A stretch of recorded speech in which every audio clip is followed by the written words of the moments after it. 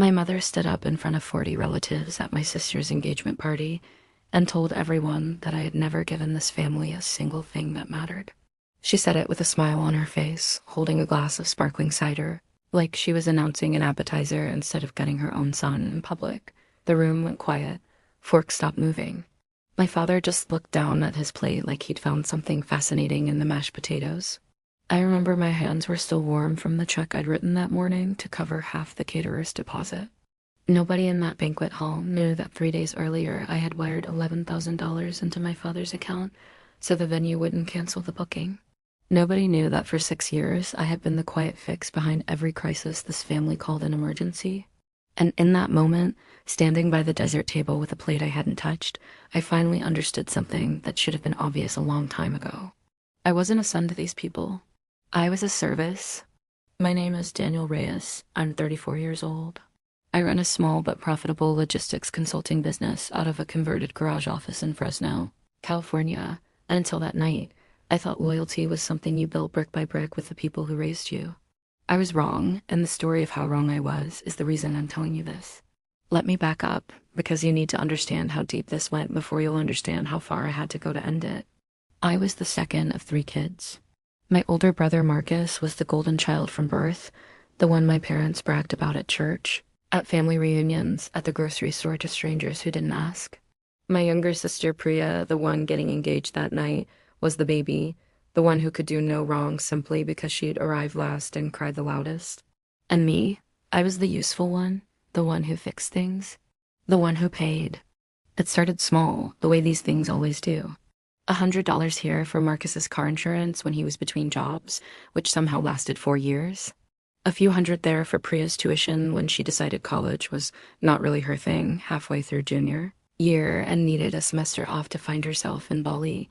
And through all of it, my parents treated my money like it grew wild behind my house, like I owed them a harvest every season, simply because I hadn't failed as spectacularly as my siblings had. By the time I was 28, I was quietly covering close to $1,500 a month across the family. My mother's phone bill, my father's truck payment when his hours got cut at the plant, Marcus's rent when his latest can't-miss business idea missed again. I told myself it was temporary.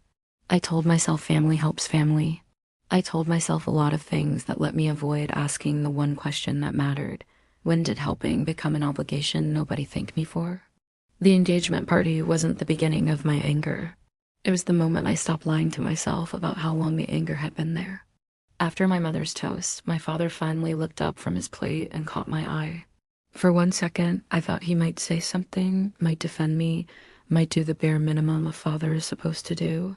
Instead, he raised his glass along with everyone else and said, "To family who always show up when it counts." The irony nearly made me laugh out loud. I had shown up. I had shown up so many times I've lost count. I was the only one who ever actually did. I didn't make a scene. I want to be clear about that, because what I did next only worked because I didn't make a scene. I smiled, I clapped, I hugged Priya and told her congratulations, and I drove home in silence with my jaw so tight it ached the next morning. Somewhere on Highway 99, between the almond groves and the exit from my apartment, something in me went cold and quiet and very, very clear. I didn't sleep that night. I sat at my kitchen table with my laptop open, going through 6 years of bank statements, 6 years of Venmo transfers, 6 years of receipts I had never bothered to organize because I never imagined I would need them. By 4 in the morning, I had a spreadsheet. Total transferred to my parents and siblings over 6 years, just under $94,000. $94,000, and my own mother had stood up and said I'd never given this family anything that mattered. The next part of this story isn't about rage. Rage is loud and rage burns out. What I felt after that night was something colder and more patient. And if you've ever been quietly used by people who claim to love you, you already know exactly what I mean. 2 weeks passed before the next crack appeared, and it came from a place I never expected. My cousin Elena, who worked as a paralegal at a family law office downtown, called me on a Tuesday night sounding strange, careful, like she was choosing every word before she let it out. She asked if I had 10 minutes. I said, of course. She asked if I was sitting down. That's when I knew whatever she was about to tell me wasn't small. She told me my parents had visited a lawyer 6 months earlier quietly, without telling anyone. She told me she'd seen my father's name on an intake sheet by accident while filing at her office, a different office than the one she thought handled family matters. She said she almost didn't say anything, but she couldn't stop thinking about it, especially after what she'd heard about the engagement party from her mother. I asked her what the visit was about. She said she didn't know for certain, but the intake sheet had one line that stuck with her: estate planning, property transfer, primary residence. My parents didn't own much. A modest three-bedroom house in Clovis that my grandfather had left them paid off, worth maybe $300,000 on a good day. The house I had personally kept out of foreclosure 4 years earlier by covering 2 missed mortgage payments, so my father wouldn't have to tell his siblings he was behind. I thanked Elena, hung up, and sat in my kitchen with a feeling I can only describe as ice water moving through my chest. I didn't know yet what the transfer meant, but I knew, the way you know a storm is coming before the sky even changes color, that something was being decided about that house, and that I had not been invited into the conversation. If you've ever felt like the people who are supposed to protect you are instead protecting themselves from you, you already know how that Tuesday night felt. Hold that feeling, because it's about to matter a lot more than you think. I want you to imagine spending 4 years quietly rescuing a house from foreclosure, never once mentioning it at Thanksgiving, never once holding it over anyone's head, and then discovering that the same house might be getting handed to someone else entirely without your name anywhere near the paperwork. That's the exact moment revenge stopped being a feeling and started becoming a plan. I didn't confront anyone that week. I've learned that the moment you show your hand, people start covering their tracks, and I needed the tracks to stay exactly where they were. Instead, I did something my father always underestimated about me. I got organized. I called a real estate attorney 2 towns over, someone with no connection to my family, someone who wouldn't accidentally mention my questions at a barbecue. Her name was Renata Ochoa, sharp, calm, the kind of lawyer who listens twice as long as she talks. I told her everything. The mortgage payments I'd covered, the engagement party toast, the intake sheet Elena had seen. She asked one question that changed the entire direction of my next 3 weeks. Did you ever get anything in writing when you covered those mortgage payments? Any agreement, any note, anything acknowledging it was a loan and not a gift? I told her no. I told her it never occurred to me to ask my own father to sign something. She nodded slowly and said the words that turned my stomach into a fist. Then legally, as far as anyone can prove, you gave your parents a gift. Which means if that house transfers to someone else, you may have no claim to it at all. I left her office that day feeling something I hadn't expected, not defeat, something sharper. If the system only respected paper, then I was going to become very, very good at paper. Here's where the story takes its first real turn, and it's not the one you're expecting. I went back through 6 years of bank records, this time looking for something specific: dates. Every mortgage payment I'd made lined up almost perfectly with texts my father had sent me. Texts that were still sitting untouched in my phone. Texts I'd never thought to save because I never imagined I'd need them as evidence. Messages like, "Hey son, bank's calling again. Can you help us out this month? We'll figure it out later." 6 different months, 6 different pleas, 6 different promises to figure it out later that never came. Text messages aren't a signed loan agreement, but Renata told me something that gave me my first real flicker of hope. In California, a pattern of communication combined with financial records can sometimes establish what's called an implied contract, especially when there is a repeated promise to repay or acknowledge a debt. It wouldn't guarantee anything. But it was a foundation, and a foundation was more than I'd had a week earlier. While I was building my case quietly, my mother was busy building her own narrative, just as quietly, just as carefully, except her audience was the entire extended family. I found out through my Aunt Carmen, who called me under the pretense of asking about a recipe, but spent the first 10 minutes of the conversation circling around something else entirely. Eventually she said it. My mother had been telling people gently, casually, at every gathering, that I had changed since starting my business, that I had gotten distant, that money had made me forget where I came from. She never said I stole from them. She never had to. She just needed people to doubt me before the truth ever had a chance to arrive. That's when I understood the shape of what was actually happening. This wasn't just about a house. This was about rewriting 6 years of history so that when the truth finally surfaced, nobody would believe it. My mother wasn't just planning to take something from me. She was planning to make sure that when I objected, I'd look like the villain for objecting at all. I want you to sit with that for a second, because it's the kind of betrayal that doesn't announce itself with a slammed door. It announces itself with soft voices at church, with sympathetic head tilts at family dinners, with a story repeated just enough times that it starts to feel true even to the people who should know better. What would you have done in my place? I'd genuinely like to hear your thoughts in the comments, because the next part of this story is where I stopped reacting and started building something my family never saw coming. 3 weeks after Elena's phone call, I finally got the piece of information that changed everything. It came from the last person I expected. My father called me. Not my mother, him. His voice was different than usual, quieter, almost nervous. The way he used to sound when I was a teenager, and he was about to admit he dented the car. He asked if we could get coffee, just the two of us, no explanation given. We met at a diner off Shaw Avenue, the same one he used to take me to after Little League games when I was 9 years old. He ordered black coffee and didn't touch it. He stared at the table for a long time before he finally spoke, and when he did, his first sentence nearly knocked the air out of me. "Your mother wants to put the house in Marcus's name?" I asked why. My father rubbed his hands together like he was cold, even though the diner was warm, and he told me the truth, or at least the version of it he was finally ready to say out loud. Marcus had gotten into serious debt, the kind involving people who don't send polite reminder emails. My mother's plan was to transfer the house into his name so that if things ever escalated legally against Marcus, the family home would already be shielded, already be his, already be untouchable by anyone chasing him for money. I asked the question that had been sitting in my chest for weeks. I asked what would happen to the 4 mortgage payments I'd covered, the money that had kept this exact house from disappearing in the first place. My father looked at me, and for the first time in years, I saw something like shame cross his face. "Your mother says that's water under the bridge. She says you did that because you're the responsible one. She says Marcus needs it more." I didn't yell. I didn't throw my coffee across the table like a movie would have you believe. I sat very still, and I asked one more question, the only question that actually mattered. I asked him directly, did he agree with her? He didn't answer for almost a full minute. And then he said something that told me everything I needed to know about the 6 years I'd spent trying to be enough for these people. "I don't know how to disagree with your mother, Daniel. I never have." That sentence is the reason this story has an ending at all, because in that moment I stopped hoping my father would protect me, and I started building something that didn't need his protection to work.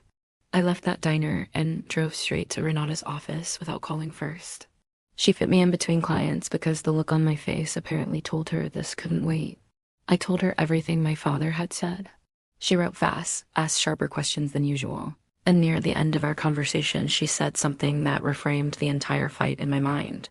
"Daniel, if your mother transfers this property to shield it from your brother's creditors, and she does it while your father is still legally a co-owner, and there's an established pattern of you financially rescuing that exact property, this isn't just a family disagreement anymore. Depending on how it's structured, this could touch on fraudulent transfer law. That's not something a family can just smooth over with an apology dinner." I remember sitting in that office feeling something shift inside me, something that had been clenched for 6 years finally start to loosen. This wasn't about revenge anymore, not the way people usually mean it. This was about making sure the truth had somewhere official to live, somewhere my mother's soft voice and sympathetic head tilts couldn't reach it. Renata drafted a formal letter that week. Not threatening, not emotional. Just facts, dates, and a formal notice that I intended to file a lien claim against the property based on the 4 mortgage payments I had made, supported by bank records and the text messages my father had sent asking for help. The letter didn't accuse anyone of anything. It simply stated what the law allowed me to state, that money had changed hands, that promises had been made, and that I expected to be treated as what I actually was, a creditor, not a son who happened to be generous. A creditor with paperwork. I had Renata send that letter directly to the property records office as a formal notice of claim and a copy, certified mail, straight to my parents' house. I found out later, through Elena again, that my mother opened that envelope standing in the kitchen, and according to my father, she went pale in a way none of them had ever seen before. For the first time in 6 years, my family was receiving something from me that wasn't a check. 2 days after the letter arrived, my phone didn't stop ringing. My mother called first, her voice sharp and fast. demanding to know what nonsense I had sent to the house. I let it go to voicemail. Marcus called next, angrier than I'd ever heard him, accusing me of trying to destroy the family over a house that isn't even yours. I let that go to voicemail too. Priya texted just 3 words. What did you do? I didn't answer any of them that day, not out of cruelty, out of strategy. Renata had told me something important during our last meeting, something that stuck with me through every buzz of my phone against the kitchen counter. Let them panic into a mistake before you respond. People who've been comfortable exploiting silence usually don't know how to handle it being used against them. She was right. On the 3rd day, my mother did something she had never done in her entire life. She wrote me an email, long, defensive, full of phrases like, after everything we did for you, and you were always the strong one. We thought you understood. Buried in the middle of that email, without her even realizing it, was the exact confirmation Renata needed. We only wanted to protect the house for the family, Daniel. Your father and I talked to a lawyer about moving it into Marcus's name months ago, before any of this letter business. This was nothing to do with the money you gave us. We appreciate that. We've always appreciated that. She had just put in writing, in her own words, that the mortgage payments were acknowledged as something given, appreciated, real, and that a separate legal consultation about transferring the house had already occurred before I ever sent my letter. She thought she was defending herself. Instead, she had handed Renata the single strongest piece of evidence in the entire case. I forwarded the email to Renata within the hour. She called me back almost immediately, and for the first time in this whole ordeal, I heard something in her voice I hadn't heard before. Confident, sharp, and certain. Daniel, this changes things significantly. She's confirmed the payments in writing. She's confirmed prior legal consultation about the transfer. If they proceed with moving this property to shield it from Marcus's creditors now, after this email, it's going to look exactly like what it is. I asked her what that meant in plain terms. She told me plainly, it means you're not just protected anymore. It means you have leverage. For the first time since that engagement party, I felt something other than anger. I felt the quiet, steady weight of actually being in control of my own story. I want to pause here and ask you something because I've thought about it every day since. Have you ever been betrayed by someone you trusted? Someone who was supposed to be in your corner no matter what? Share your story below, because I promise you, the next part of what happened to my family is something none of them saw coming. And I have a feeling some of you have lived through your own version of it. Renata and I made a decision together that week, one that felt heavier than anything else in this entire situation. We weren't going to hide the lien claim. We were going to make sure it was filed publicly, properly, exactly the way the law intended. And we were going to let my family discover on their own timeline that this was no longer something they could talk their way around at a dinner table. The claim was officially recorded against the property 2 weeks later. A formal notice, a legitimate legal document, sitting in the public property records of Fresno County, stating clearly that Daniel Reyes held a documented financial claim against the residents based on verified payments and written acknowledgement. It wasn't loud. It wasn't dramatic. It was simply true, and it was simply permanent, sitting exactly where anyone doing due diligence on that property would eventually find it. My mother found out from the same lawyer she'd hired to handle the transfer to Marcus. Apparently, the moment that lawyer ran a standard title check before finalizing the paperwork, my lien appeared and the transfer stopped cold. You cannot cleanly hand over a property that has an active, documented financial claim against it. The lawyer told my parents exactly what that meant. Until the claim was resolved, formally, legally, the house wasn't going anywhere. Elena called me that night, practically breathless. Daniel, your mother is losing her mind. She had no idea you actually had grounds to do this. She thought all of that was just talk from your side, just hurt feelings. I sat with that for a long moment. 6 years of quiet payments, 6 years of being called generous instead of being called what I actually was, a creditor nobody bothered to formally recognize. And it had come down to one email she wrote in anger that confirmed everything Renata needed. The next call I received wasn't from my mother. It was from Marcus, and his voice had lost every bit of the anger from 3 weeks earlier.